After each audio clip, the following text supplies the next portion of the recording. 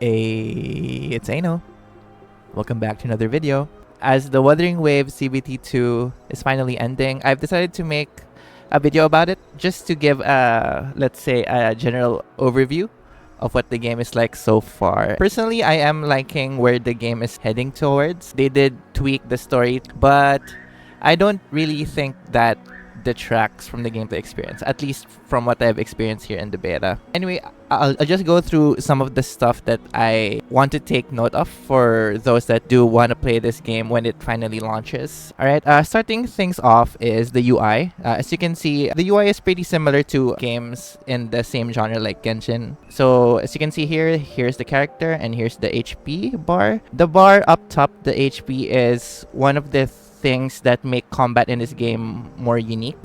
That's basically the unique passive for every character. I believe it's called a Forte circuit. Here we go. You can see the details here. So for the rover, basically once you accumulate the required energy, for example, for rover, it's supposed to be like 50% of the bar. When you use the skill, a sword will come slashing in. Versus when you don't have it, the rover just makes a slash without the spinning sword. For each character in this game, they do have their own unique way of using that bar. So yeah, that's one of the things that will separate each character from each other. Right next to that bar is a circle thing. That's mainly used for the outro and the intro skills. So what are an outro and intro skills? So let's just go back to the character screen over here. Here's the intro skill and the outro skill. Much like the Forte circuit, each character has their own intro skill and outro skill. Most of the intro skills are basically just attacks that they do whenever they switch into battle. And then for the outro skill, this is the passive that activates when they leave the field on battle. So for example here, whenever rover switches out, the area near where the rover was will gain time slow effect. So the enemies there will be in slowdown. And when rover gets into battle, they'll perform this, an attack basically. Now let's go over to Verena over here. She's gonna have a different one. Most intro skills so far have just been the characters doing a damaging attack. But for the outro skill is basically the more unique ones, at least based on the characters right now in the roster. So for Verena's outro skill, she heals the party and she also increases the damage of all the party members by 15% over 30 seconds, I believe is what that's supposed to be. As you can see here, whenever you switch out, there isn't really a cooldown, right? Well, there's like a 1-second cooldown, but yeah, that's generally nothing. So if you switch out, the outro skill and the intro skill won't be activated. You need to fill in that gauge in order for you to activate the intro skill and the outro skill. I'll show that in a battle later. And moving on to this icon, this is the skill. So if you want to use the skill, you need to use E. Press E. There. For the Q, that's how to use the equip echo. So right now for Verena, I'm gonna use it to show you. Yeah, it's basically a defensive echo. Now if I switch back to rover, he's gonna have a different one. So yeah, I'm gonna go over the ecosystem a little bit more in depth in the next few parts. And then for R, that's basically the ultimate of the character. So yeah. Alright, that's basically it for how the characters move. Although, since we're in the topic of characters, let's go over the progression. So, a character goes through 6 ascension levels. You can go through them based on your world level. For you to get an ascension, of course, you need to get certain materials like these. For the rover, I believe this one is free by doing certain tasks. And since I'm just in phase 4, I can't upgrade him any further. That goes the same with the weapons over here. You need certain materials to upgrade it, and if you're in a certain world level, you'll be hard locked to a certain level. And then here is the ecosystem. So the ecosystem is basically the equipment system for this game. Or if you're familiar with Hoyo games like Star Rail or Genshin, this is basically the artifact system in this game. But the only difference is, like I mentioned earlier, is the echo. So for the first slot, whichever echo that you put in here is going to be the summon that you get whenever you're in battle. So since I have Morning Ikes for Rover, that's the one that will appear whenever I press Q. And then for the rest of the echoes over here at the bottom, they just serve as stat sticks basically. And as you can see here, there are certain stat buffs or set bonuses that you can gain by using the same kind of Sonata effect. So let's just go through that. So right now, in my rover, I'm using 2 Celestial Light and 2 Moonlit Clouds. As of CBT2, there's, let's see, 1, 2, 3, 4, 5, 6, 7, 8, 9. There's a total of 9 sets. The sets are dependent on the species of the echo.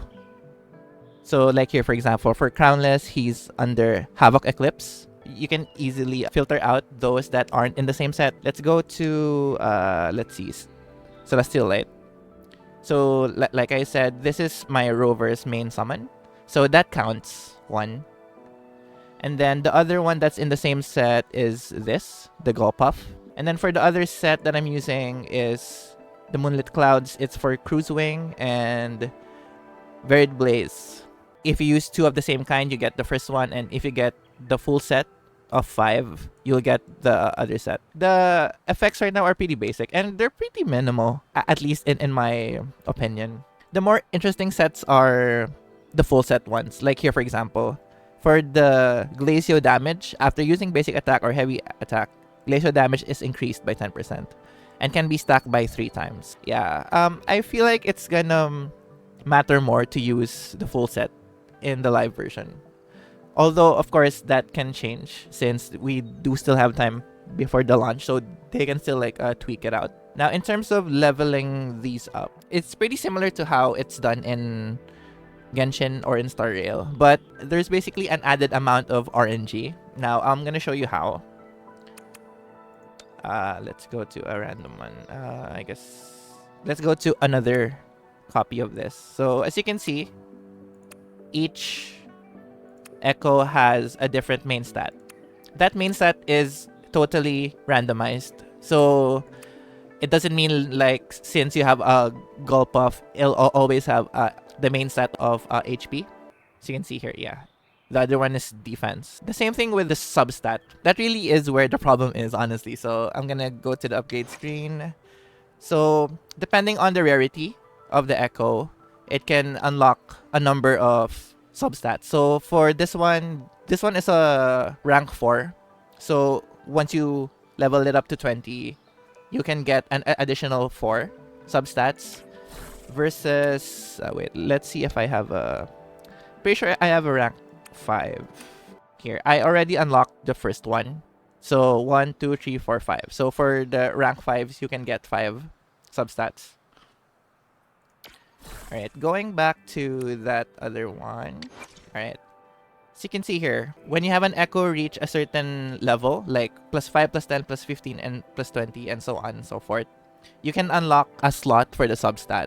But the thing is, just because you reach that part or that level, it won't give you a substat. Let me show you. So I'm gonna level it up to the max, which is +20. So here, you don't get a substat automatically, but you need to use what's called tuning material. Thing is, the tuning material is different for each rank. So for example here, since this is a rank 4, I can only use the rank 4 tuning material. And let's go back to the rank 5 one.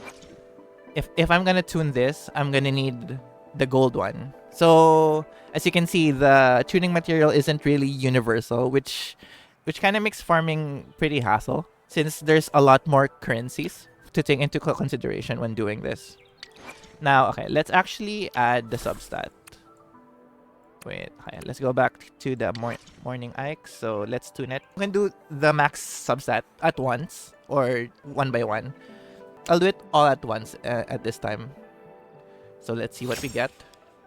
We get resonance, liberation damage bonus, attack percent, defense percent, and resonance skill damage bonus. Okay.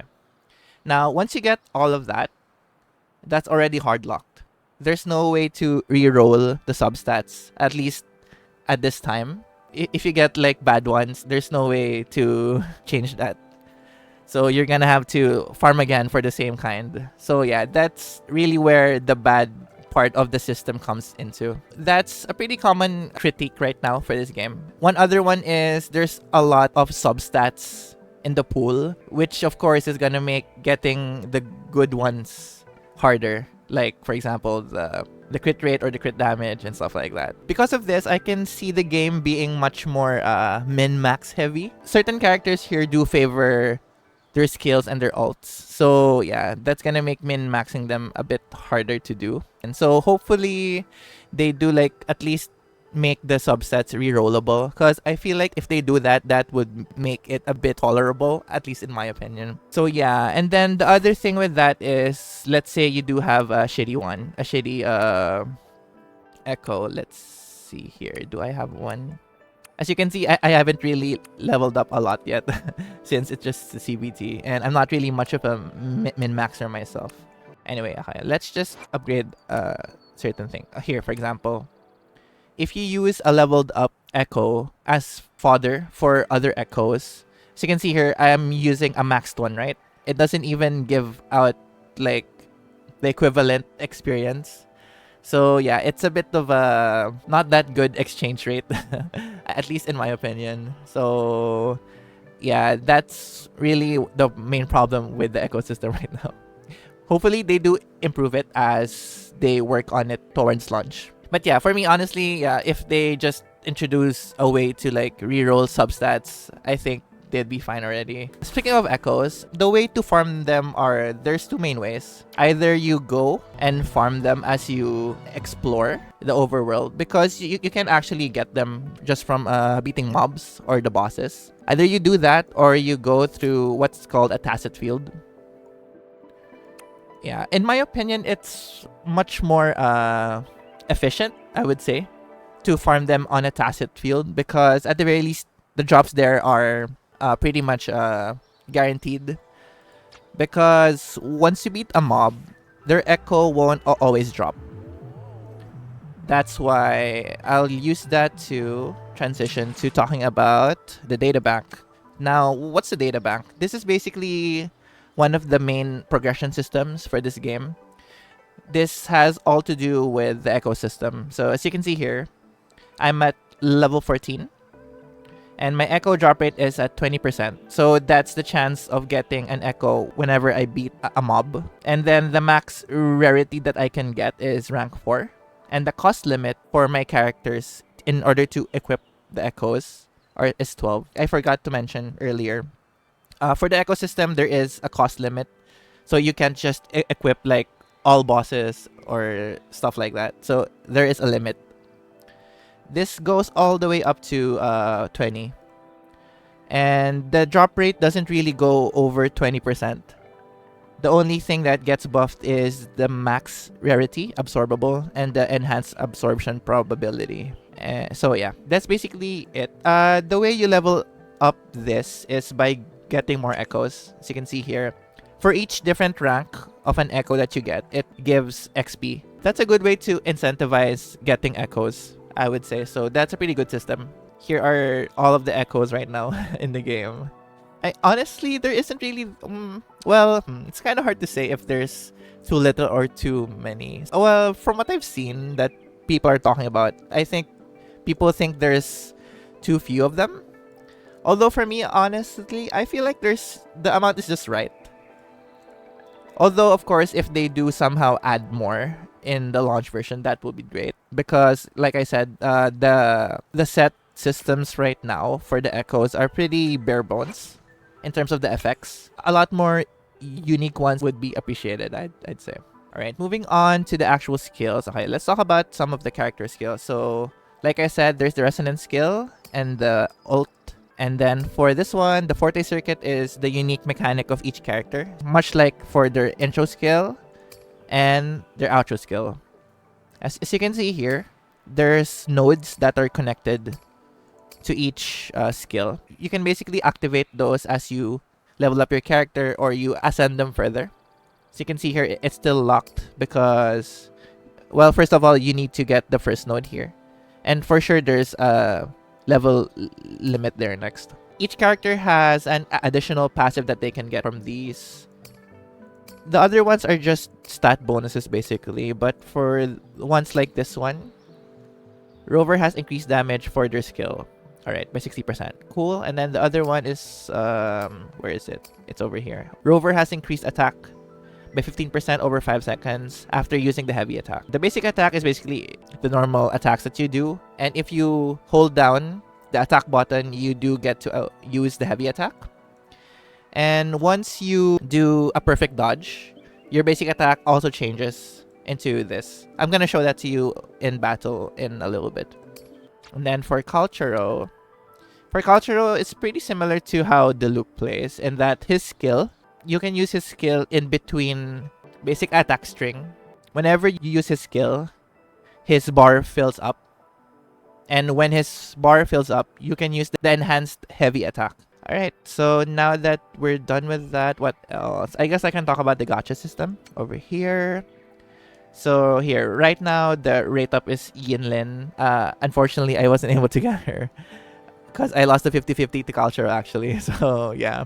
For every 10 pulls, you are guaranteed 1 4-star or higher rarity. And then the guarantee for a 5-star is at 80 pity. It's pretty similar to like the modern gacha system that we have right now.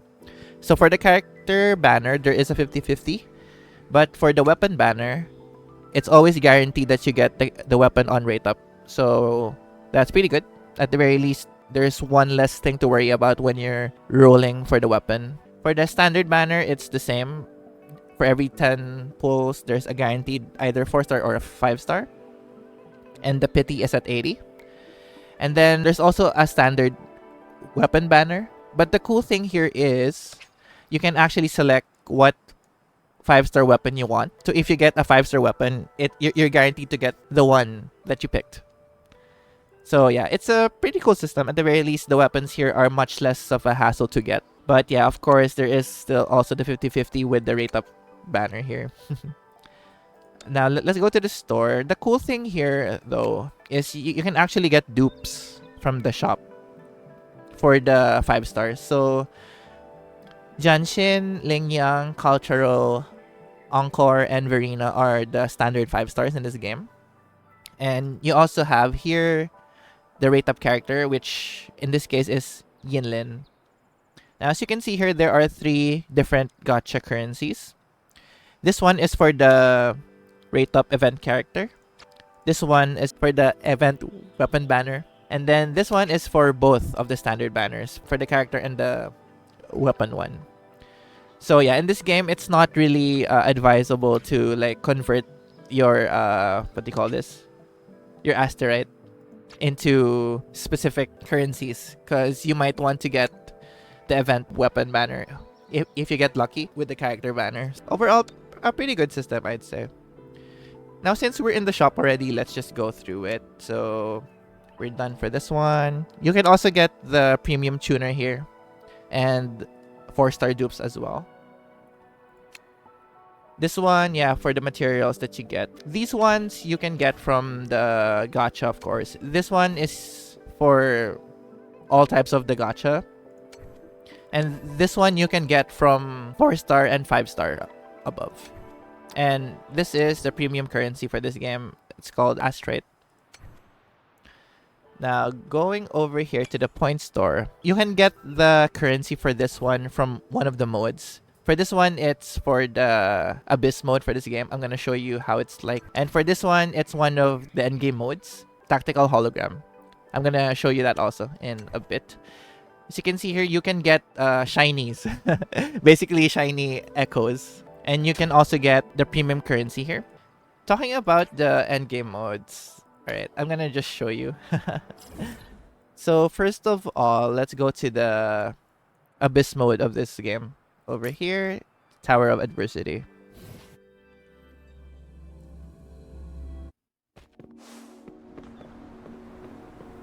Alright. So for this one, for the early stages, it's the stable zone and the experiment zone. I believe the hazard zone should be the end game one. Although I haven't really unlocked it yet because I haven't beaten these ones. Because they are fairly hard if your characters aren't built. And there's also one more layer of difficulty. So let me just show you there. Over here. So you can actually see which characters you use to clear a certain level. So over here, let's say. You can see here that there's a vigor cost. So what is the vigor cost? See here. Each character has their own vigor. So if you use them for a certain stage here, you'll use up their vigor cost. I think the max is 10. So as you can see here, Verena is at 0 because I used her in basically all of the stages. That's why she's at 0. It's an added layer of difficulty, I guess, because it does encourage you to use and raise up all the characters or more of the characters that you get. So you can't just stick with one team. And that goes the same with here. So you can see here, I used Culturo, Rover, and Verena. And let's go to the second part. So you can see here, they're at 6, 6, and 6. Why 6? Because I also used them in the other tower mode here. See here.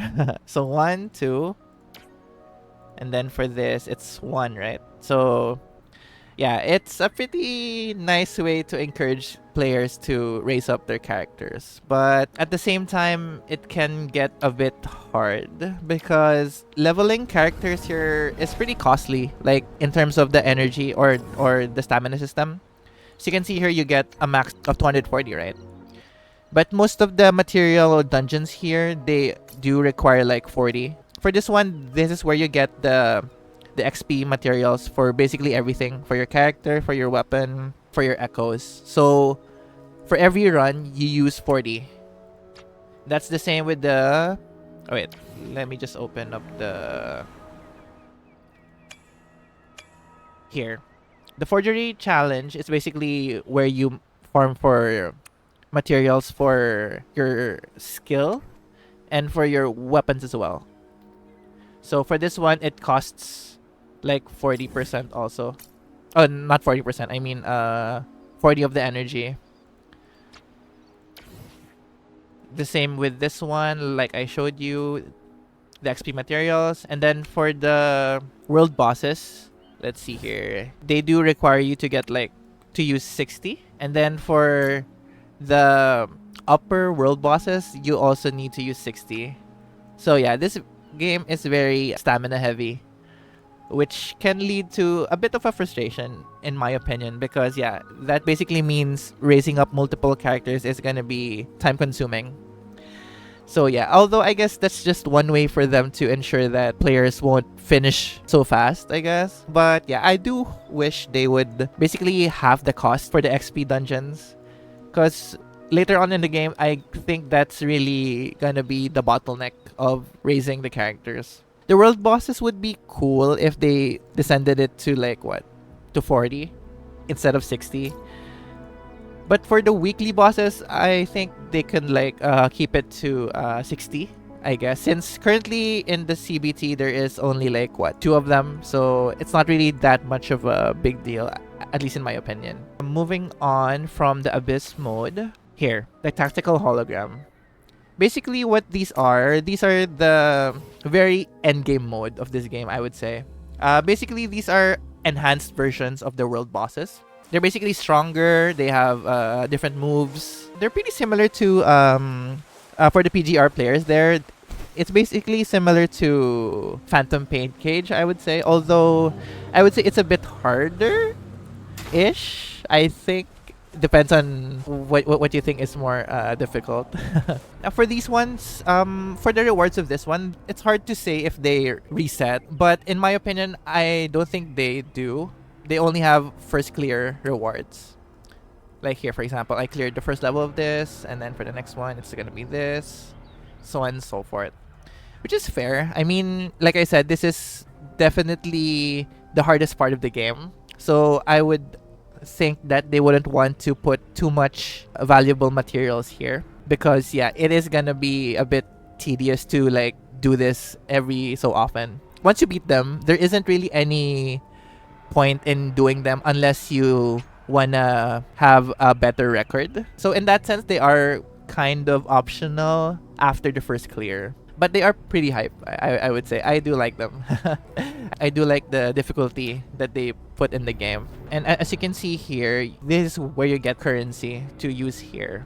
I'm not sure if the shop resets. I'm pretty sure it doesn't. If the tactical holograms don't reset, I don't see any point in the shop being reset also. That's it for the very end game mode. Now, for this next one, I'm gonna talk about the roguelike mode for this game. Let me see if I can find it. It's over here. Okay, I found it. It's the depths of the Illusive Realm. If you are a Honkai Star Rail player, this is gonna be pretty similar to Simulated Universe. I'm gonna show you how. They do have a skill tree, which are basically buffs that you gain whenever you do a run. And then for this one, it's basically the achievements that you can aim for when you're doing this mode. Here. Now in this beta, oh wait, before that, let me show you the shop also. Here, you can get a shiny here also, and you can get some other stuff like the XP stuff and the tuning stuff, and of course the astrite for your gacha pulls. Alright, let's do one. So currently in the beta, there's 3 different difficulty settings, 1, 2, and 3. I haven't finished 3, but anyway, let's do this. So currently in the beta, there's only 3 characters that you can use in this mode. So that's Rover, Tauchi, and Baiji. And for this mode, once you select the character, you can't switch them out in the middle of the run. And this is a solo mode, basically. So let's pick Rover over here. Here, this is basically the starting area. There's a total set of stages that you need to pass through in order to finish this mode. For difficulty 1, I believe it was 10? Was it 10 or 8? Yeah. And then for difficulty 2, I'm pretty sure it's either 10 or 12. And then for this one, it's 14. So let's talk to this one. This is how a run starts. Basically, you need to choose from 2 echoes. So that echo is gonna accompany you for the rest of your run. And you can boost them by getting their specific currencies. Like here, for example, for the Bellborn Geochelon. I'm not sure if I pronounced that right, but yeah.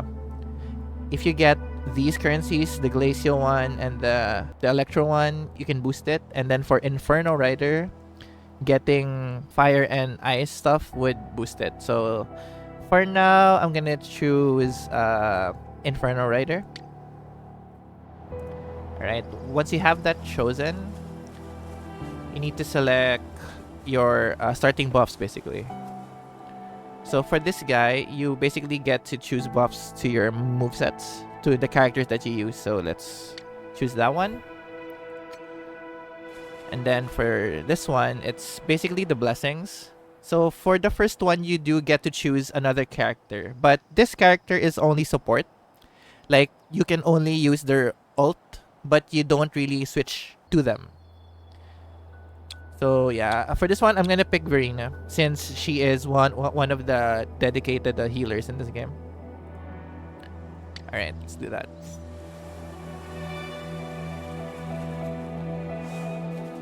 Move on to the start. So this is the first one. Alright. Basically, for all of the domains here, it's basically just combat domains. And do take note that your character level does matter. So you have to make sure that your character is properly leveled for the difficulty that you choose. So I used Verena there, but as you can see, I didn't really switch into her.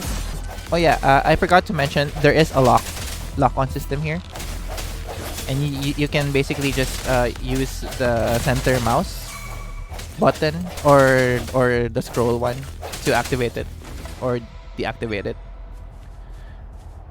Alright. That's one. So after every clear of a stage, you do get a choice of buffs as well.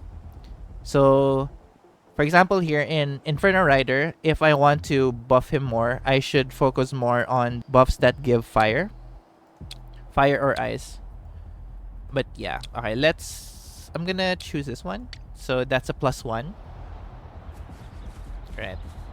Let's move on to the next one. There are other stages here where it's just what do you call that? Like a break or a healing stage, basically.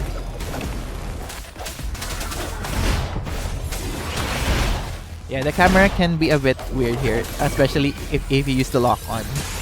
So personally, I do just use the lock on when I'm fighting bosses.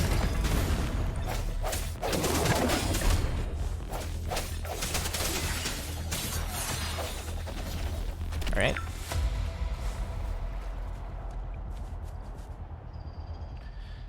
So for this one, I'm gonna use this one. So since this gives 2, this is gonna activate the first buff for Inferno Rider. Alright. Now, when I use Inferno Rider the next time, it's gonna be more enhanced in terms of what it can do. Alright.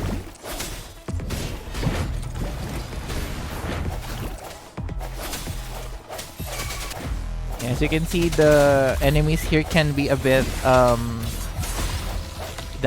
bit of a damage sponge if you don't have your characters like leveled up properly. Alright.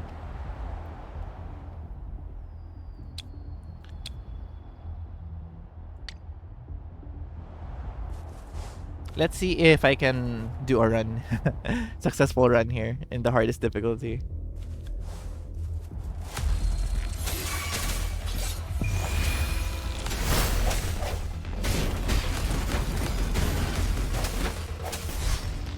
Yeah, the visual effects for this game can be a bit overwhelming, I'd say. Like here, for example, if you're like using your echo and then you're using your ult and then you're using your concerto effects, yeah, it can be a bit blinding. So hopefully they do like tone it down a bit. Alright.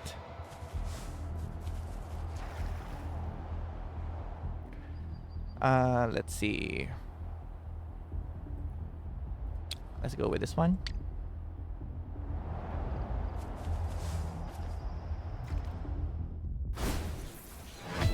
Okay, we are at the first checkpoint, which is a boss.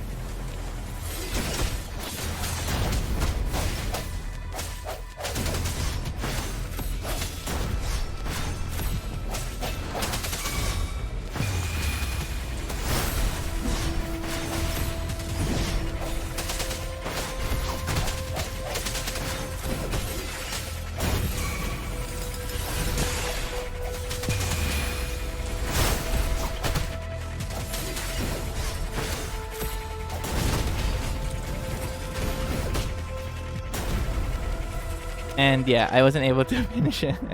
So yeah, it can be pretty hard. I mean, of course, depending on your skill level and your character level as well.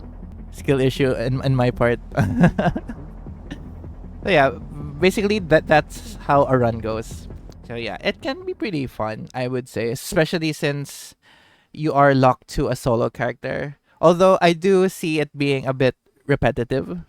Since, yeah, like I said, I mean, using a solo character is fun, but at the same time, in a game like this where switching is heavily encouraged. In a mode like this, it can be pretty button mashy, I'd say.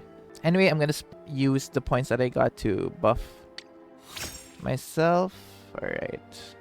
Yeah, I think that's basically it for the unique stuff in the game right now.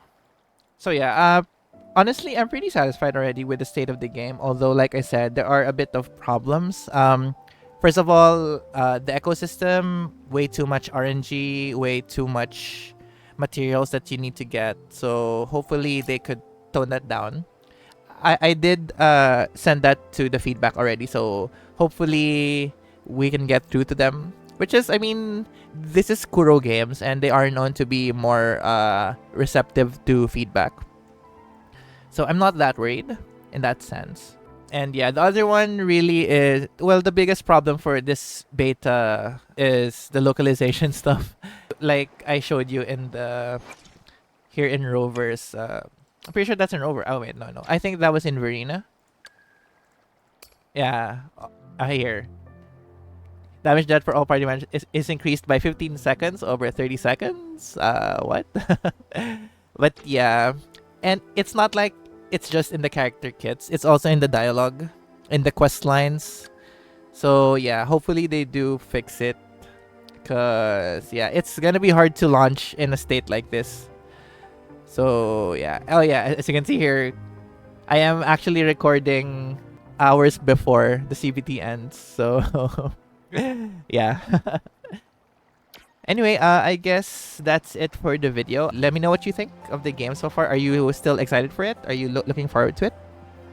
Personally, I am. And yeah, I just hope they're able to improve the systems that need to be improved so far. So yeah.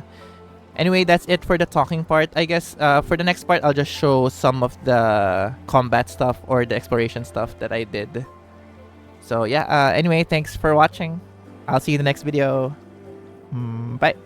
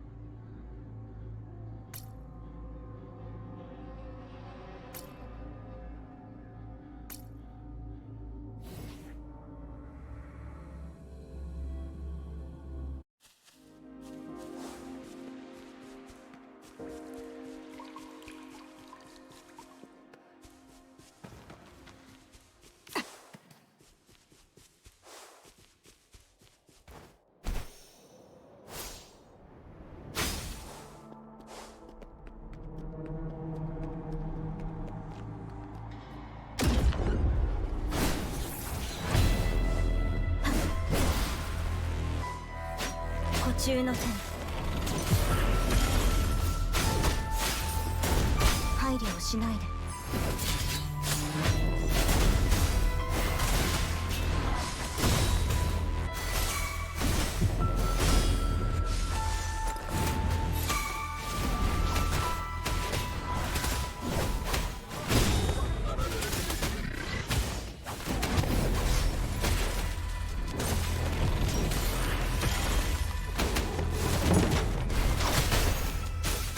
中の線軽減せし監獄よ凍てつく氷に配慮をしないでやっはっ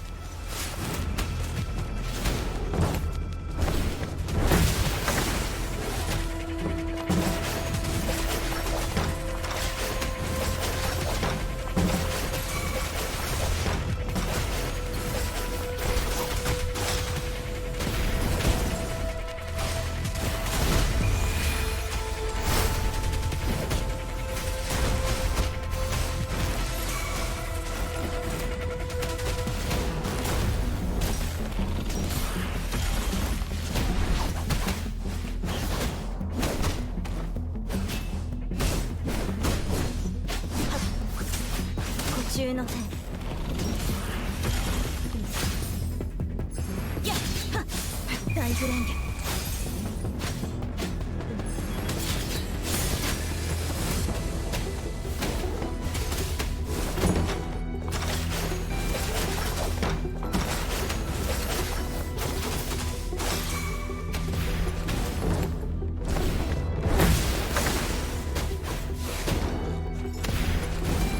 私の後ろに